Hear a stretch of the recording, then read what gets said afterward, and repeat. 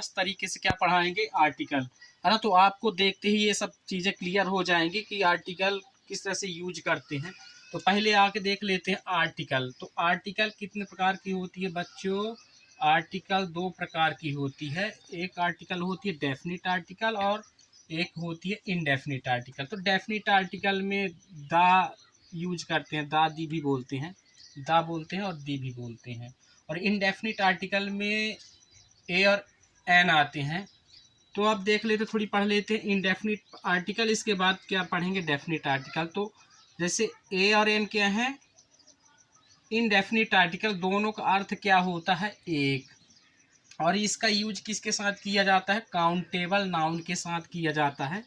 तो इसके बाद हम क्या पढ़ते हैं, एक यूज पढ़ते हैं। तो जिस अंग्रेजी शब्द का उच्चारण हिंदी के व्यंजन में हो, हिंदी के व्यंजन तो आप जानते होंगे, क से ज्ञ तक के जितने भी शब्द होते हैं ना, तो व्यंजन कहलाते हैं। तब क्या यूज करते हैं, ए का यूज करते हैं। यह मतलब जिस शब्द का उच्चारण क से ज्ञ तक के शब्दों का हो, तब उसके साथ क्या यूज करेंगे, ए का यूज करते हैं। तो पहला देख लेते हैं अपन बॉय। तो उच्चारण कैसे जानेंगे बच्चों, पहले अपन हिंदी में लिख के देख लेते हैं। तो बॉय किस तरह से लिखेंगे, बॉय इस तरह से लिखेंगे, है ना, बॉय। तो ये जो वह है ना, तो हिंदी का क्या है, व्यंजन है। तो व्यंजन के साथ हमेशा क्या यूज करेंगे, ए यूज करेंगे। इसी प्रकार से जो यूनियन लिखा है ना, भलाई ये काहे से प्रारंभ हुआ है, वॉवेल से हुआ है, स्वर से हुआ है, लेकिन इसका उच्चारण जो होता है व्यंजन में होता है। तो यूनियन को किस तरह से लिखेंगे, तब पता चलेगा हमको। यूनियन को इस तरह से लिखेंगे।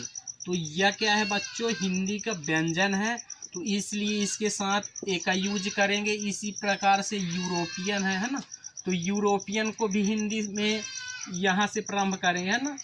तो ये भी हिंदी का यह क्या है, व्यंजन है। तो जितने भी व्यंजन होते हैं जिनका उच्चारण व्यंजन में होता है, तो सबके साथ क्या यूज करेंगे, ए का यूज करेंगे। तो यूनिवर्सिटी भी लिखेंगे तो इस तरह से लिखेंगे, है ना। तो यह क्या है, हिंदी का व्यंजन है, इसलिए इसके साथ भी क्या यूज करेंगे, ए यूज करेंगे। हॉस्टल को भी, है ना, हा क्या है, ये व्यंजन है हिंदी के, इसलिए इसके साथ भी ए का यूज करेंगे। अपन जैसे शॉर्ट फॉर्म हुआ, जैसे बीए हुआ, तो बीए को भी पहला जो शब्द होता है ना, इसको अपन लिख के देख लेते हैं। तो बी इस तरह से लिखते हैं बच्चों। तो बी हिंदी के क्या है, ये व्यंजन है, तो इसके साथ भी ए का यूज करते हैं। तो मतलब चाहे शब्द स्वर से हो, प्रारंभ चाहे व्यंजन से हो, लेकिन यदि उसका उच्चारण व्यंजन में होता है, हिंदी के व्यंजन में होता है, तब उसके साथ हमेशा ए का यूज करते हैं।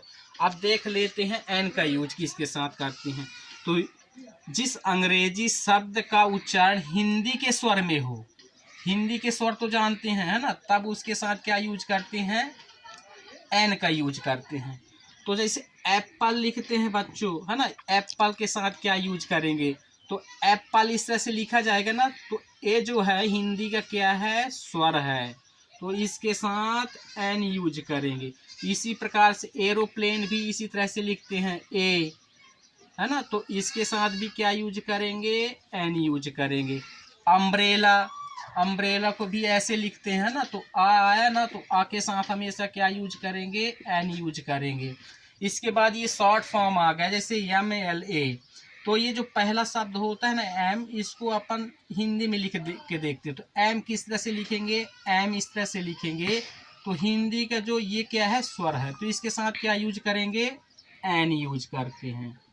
ठीक, तो हम पहला शब्द लिख के देख लेते हैं। तो पहला शब्द अगर स्वर आए तो उसके साथ हमेशा एन यूज करते हैं। इसी प्रकार से ऑनेस्ट, भलाई काहे से प्रारंभ हुआ है, व्यंजन से प्रारंभ हुआ है ना। यच क्या है, अंग्रेजी का व्यंजन है, लेकिन इसका जो उच्चारण होता है, जो प्रोनाउंसिएशन होता है, ऑनेस्ट पढ़ते हैं, है ना। तो इस तरह से ऑनेस्ट, है ना, ऑनेस्ट। तो हिंदी का ओ क्या है, व्यंजन स्वर है ना, तो इसके साथ क्या यूज करेंगे, एन यूज करते हैं। इसी प्रकार से एग, तो एग को भी इस तरह से लिखते हैं, है ना, तो ए क्या है, ये भी स्वर है, तो इसके लिए इसके साथ एन यूज करेंगे। तो और जिस भलाई ये काहे से प्रारंभ हुआ है, एच से, व्यंजन से प्रारंभ हुआ है, लेकिन इसका उच्चारण बच्चों और होता है, आवर, है ना, आवर। तो ये जो हिंदी का है ना, आवर आ गया ना, तो ये हिंदी का स्वर है, इसलिए इसके साथ क्या यूज करेंगे, एन यूज करेंगे, है ना। और जैसे ईयर लिखा है, इसका अर्थ होता है उत्तराधिकारी, इसको हियर नहीं पढ़ते, ईयर पढ़ते हैं, तो है ना, तो ई से प्रारंभ हुआ ना, तो ये क्या है बच्चों, हिंदी का स्वर है, इसलिए इसके साथ एन यूज करते हैं।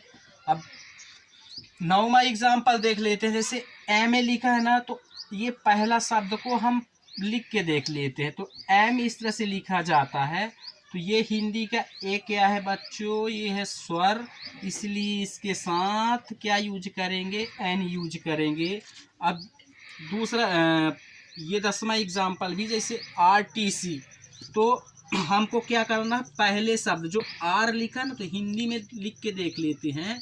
तो आर इस तरह से लिखेंगे, तो है ना, तो हिंदी में ये जो पहला शब्द है ना, तो स्वर है आ, तो इसलिए इसके साथ एन यूज करेंगे। तो इसी तरह से करते रहिए बच्चों। मेरे वीडियो को ज़्यादा से ज़्यादा शेयर करिए, है ना, लाइक करिए और सब्सक्राइब करिए, ताकि